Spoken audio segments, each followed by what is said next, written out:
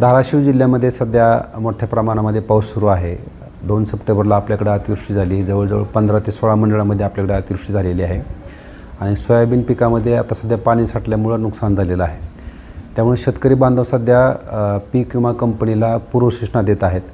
त्याच्यामध्ये शेतकरी बांधवांनी पाणी पिकामध्ये साठल्याने हेवी रेनफॉल असेल किंवा इनंडेशन हे पर्याय निवडून पूर्वसूचना देणं अपेक्षित आहे। या पूर्वसूचना सध्या मोठ्या प्रमाणामध्ये आहेत। म्हणजे 3,61,000 शेतकऱ्यांनी या पूर्वसूचना दिलेल्या आहेत। नियम असा आहे की ज्या अधिसूचित मंडळामध्ये एकूण क्षेत्र जे आहे त्याच्या क्षेत्राच्या 25% पेक्षा जास्त पूर्वसूचना आल्या तर त्याच्यात एक नमुना सर्वेक्षण नावाचा प्रकार आहे।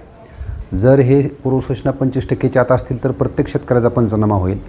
त्याच पूर्वसूचना जर 25 ते 50% असतील तर 25% आपल्याला त्याच्यामध्ये पंचनामे होतील आणि त्या पूर्वसूचना 50%च्या पुढे गेल्या तर त्यामध्ये 30% नमुना सर्वेक्षणचे पंचनामे होतील।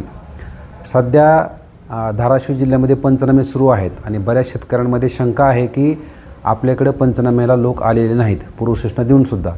अशा शेतकऱ्यांनी घाबरून जाऊ नये, कारण त्या शेतकऱ्याचे जरी पंचनामे झाले नाहीत तरी 25% नमुना सर्वेक्षणच्या आधारे पंचनामे होणार आहेत आणि त्या 25%च्या आधारे सरासरी काढून सर्व शेतकऱ्यांना त्याचा लाभ मिळणार आहे। म्हणजे ज्या शेतकऱ्यांनी पूर्वसूचना दिली आहे त्या शेतकऱ्यांना ह्याचाच लाभ मिळणार आहे।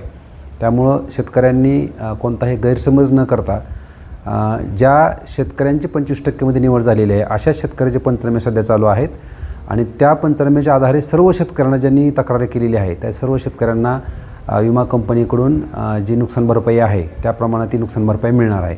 याची सर्व शेतकरी बांधवांनी नोंद घ्यावी।